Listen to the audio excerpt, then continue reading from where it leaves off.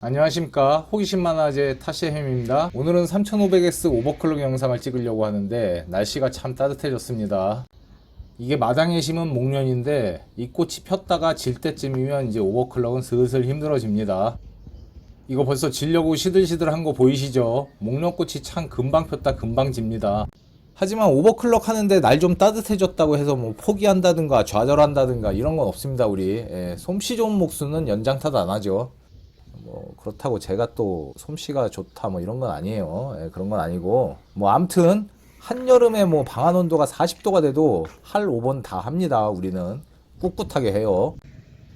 우리 집은 항상 택배를 던지고 가는데 지금 조자리에 저렇게 딱 던진 건 대한통운입니다. 대한통운.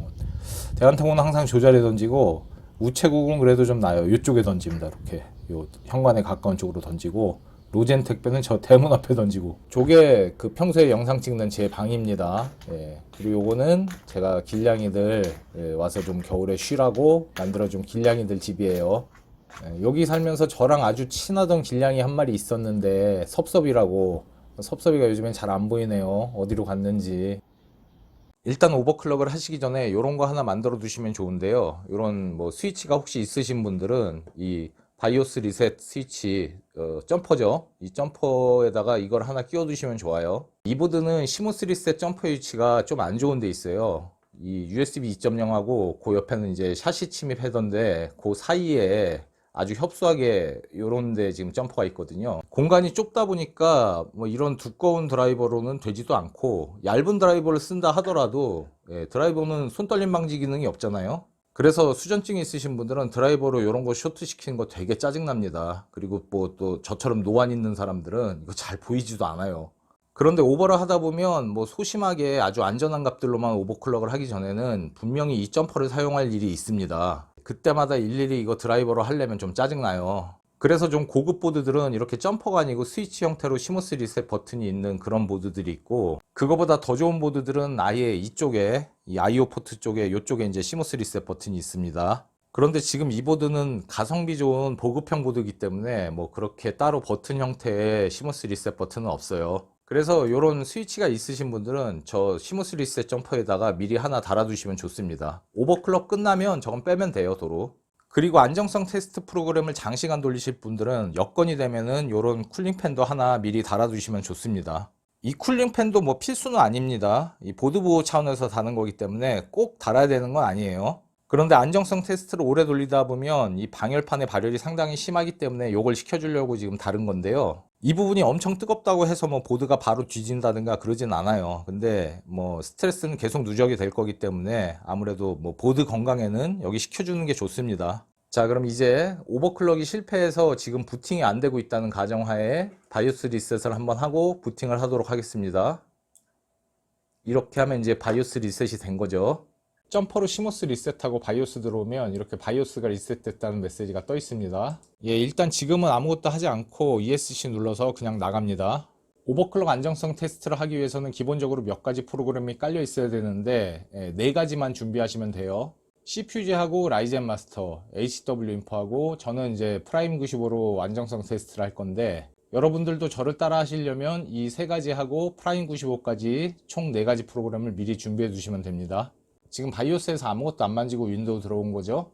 여기서 이제 우리는 어떤 걸 오버클럭을 해줄 건지 결정을 해야 되는데, 일단 CPUG를 보시면은 뭐 이 전압도 뭐 1.44V에서 뭐 0.2V까지 왔다 갔다 하고요. CPU 클럭도 3.2GHz에서 많이 올라가면 뭐 4.1GHz까지 왔다 갔다 하고 있거든요. CPU 오버를 하게 되면 얘를 이제 이렇게 들쭉날쭉 하지 않고, 전압도 이렇게 변동폭이 심하지 않게 뭐 지금 0.192까지 내려갔는데 이렇지 않게 바꿔줄 거예요. 물론 이 보드의 경우에 제대로 오버를 한다 하더라도 이 전압이 뭐 어느 정도는 왔다 갔다 하지만 지금처럼 이렇게 폭이 크지는 않습니다.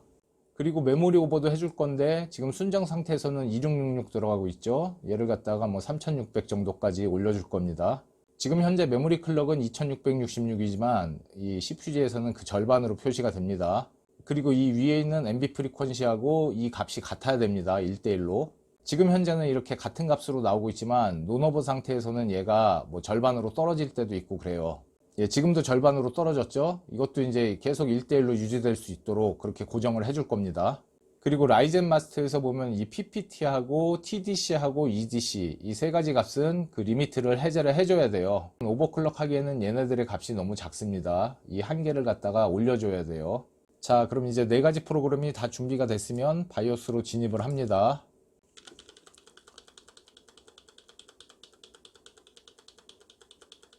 일단 이 기가보드는 바이오스 시인성이 참 안 좋아요. 메인보드 생산하는 메이저 업체들 중에서, 메이저 업체라 그러면 네 군데죠. 이 네 군데 중에서 제일 안 좋습니다, 얘네가. 이건 뭐 저만의 생각은 아닙니다. 아마 많은 분들이 그렇게 느끼고 있을 거예요. 저는 예전부터 얘네 거 많이 써보긴 했는데 얘는 참 그 개선이 안 돼요. 그래서 안 써야지 하면서도 메인보드 뭐 제대로 만드는 업체가 네 군데밖에 없으니까 한 40군데 됐으면 절대 저는 얘네 거 안 썼을 겁니다. 그래서 이번에도 결국 기가보드를 또 사긴 했는데 어쨌든 뭐 이 보드 가성비가 좋다는 건 인정입니다. 하지만 바이오스는 역시 만지는 순간 좀 짜증이 난다는 거.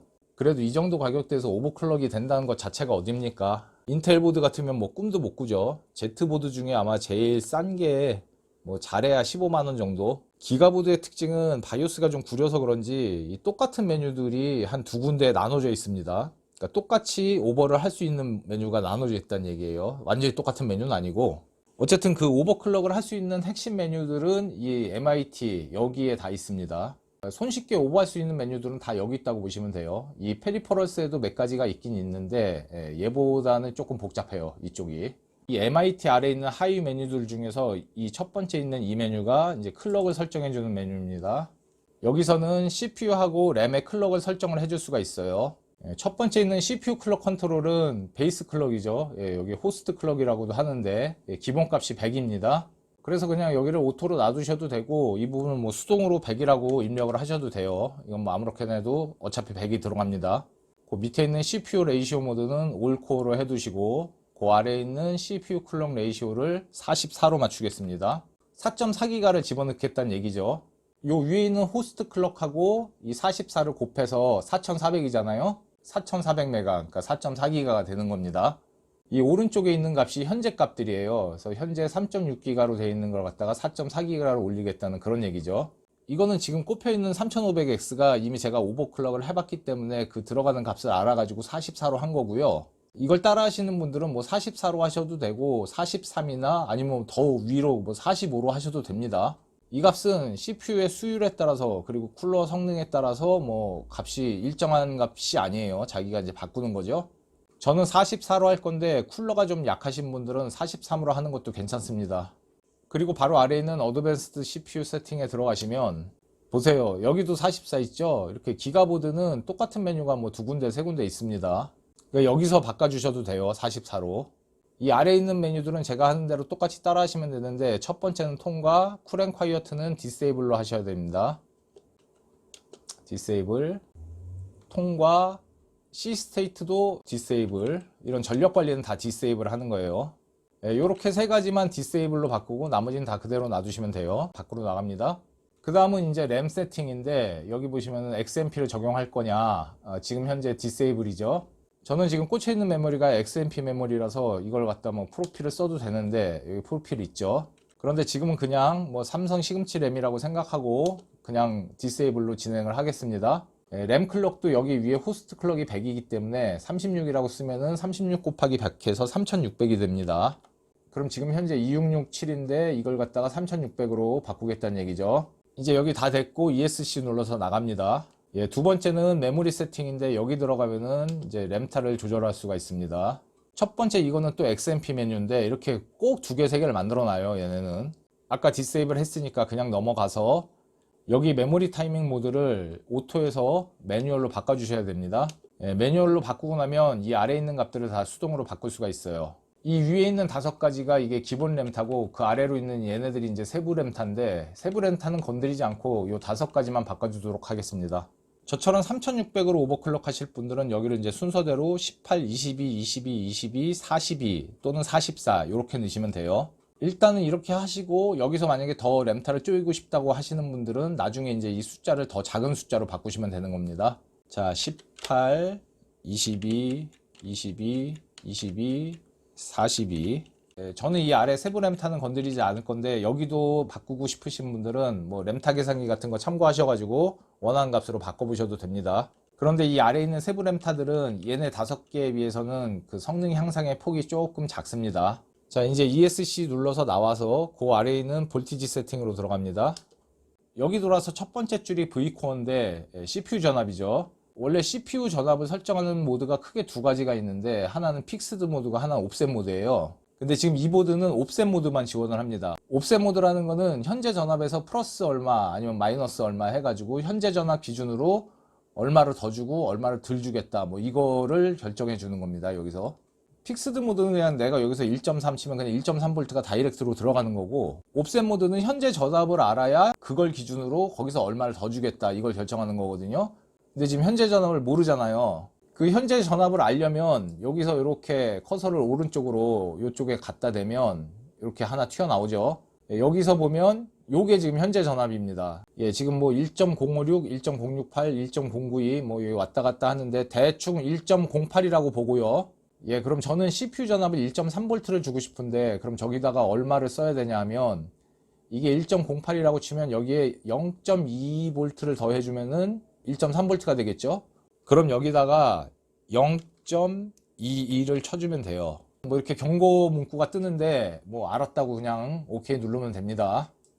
그러면 이제 딱 0.22가 들어가지는 않고 얘네가 이제 알아서 그 근사치를 집어넣는데 0.22가 들어가죠. 예, 저렇게 되면 이제 이따가 부팅을 해보면 CPU에서 1.3V 정도가 거의 그 정도 전압이 들어갑니다. 그러니까 만약에 여러분들이 목표로 하는 전압이 1.3V가 아니고 1.25V다. 그럼 아까 기본 전압 1.08V에서 0.17V를 더해주면은 1.25V가 되겠죠?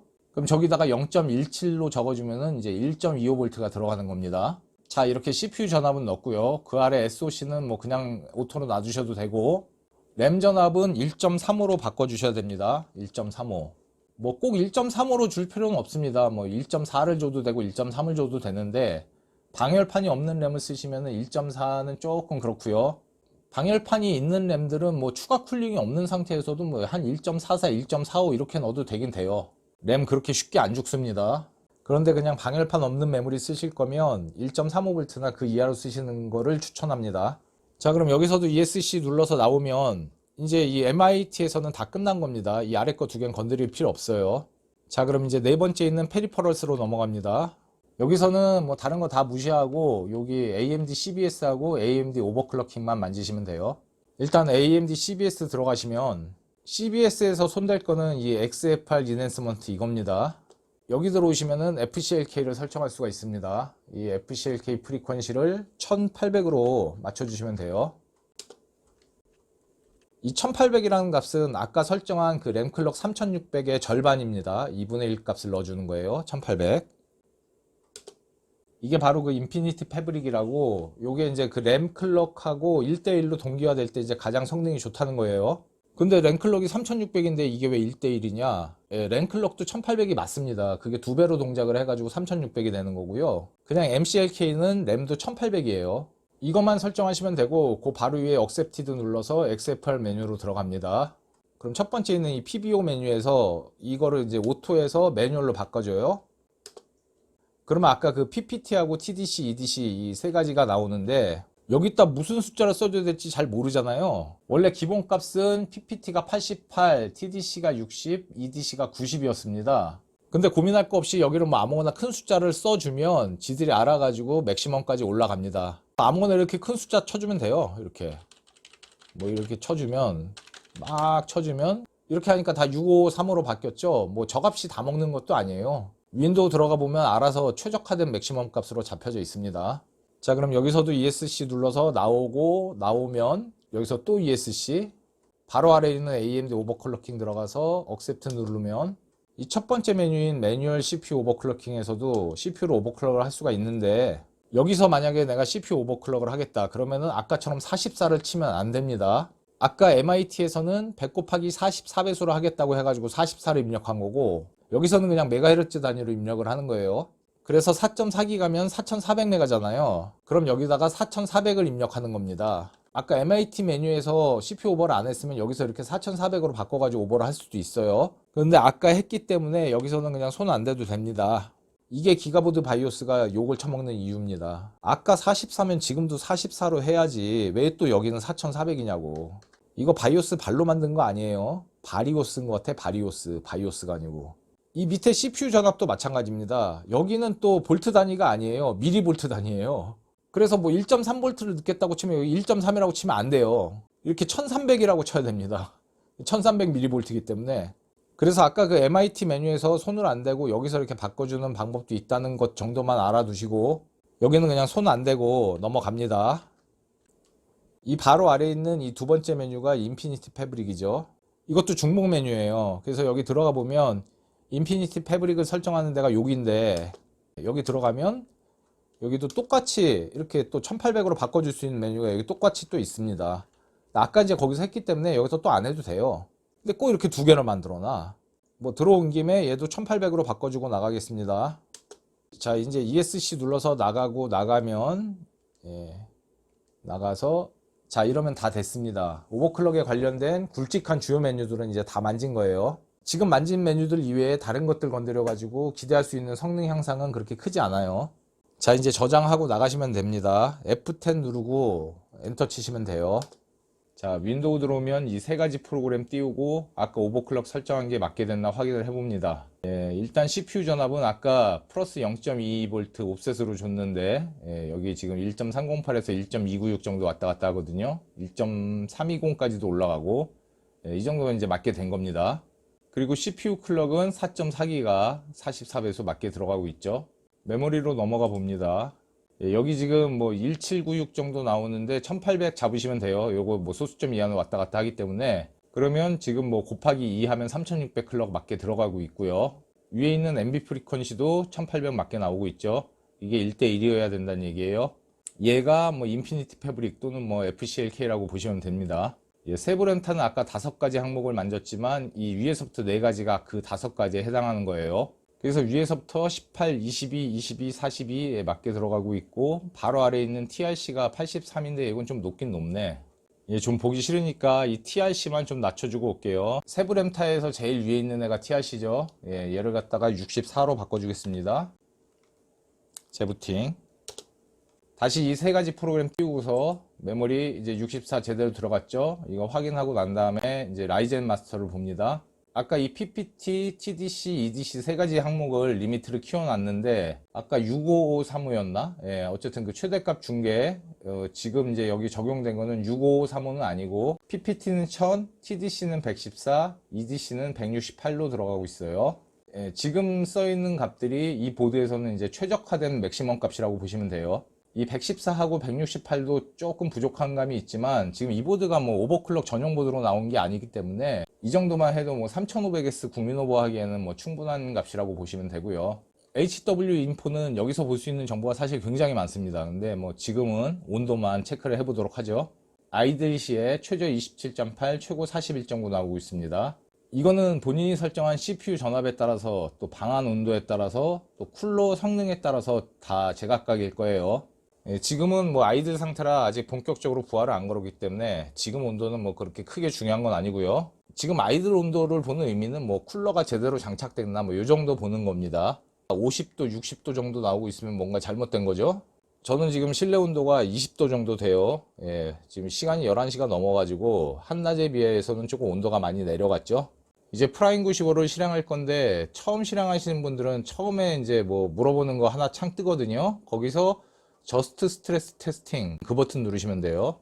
버전마다 설정에 약간의 차이가 있는데 저처럼 이 29.8에 한글화 버전 안 쓰시는 분들은 이 메뉴를 알아서 이렇게 찾아보시면 됩니다. 제가 고르는 메뉴랑 같은 메뉴로 고르시면 돼요. 자, 이제 제일 첫 번째 테스트 탭에 워커 윈도우를 엽니다. 첫 번째 넘버 오브 워커 윈도우는 그냥 1로 놔두시고, 두 번째 있는 프리어리티가 실행 강도입니다. 그래서 시스템을 얼마나 빡세게 갈궈줄 것이냐 요걸 결정하는 거거든요. 숫자가 커질수록 강도가 올라가는 건데 이 8 정도면 상당히 빡센 편이고요. 이 강도가 1부터 10까지 있는데 숫자가 커질수록 강도가 세지는 겁니다. 보통 이제 7, 8, 9 정도에서 고르시면 되는데 7만 해도 충분해요. 그래서 7을 고르셔도 되고 저는 8로 했습니다. 뭐 그래도 명색이 커스텀 순행을 했는데 뭐 8 정도는 해줘야죠. 이거 8이나 9로 테스트 했다고 해서 시스템 더 빨라지는 거 아니에요. 7로 하셔도 충분합니다.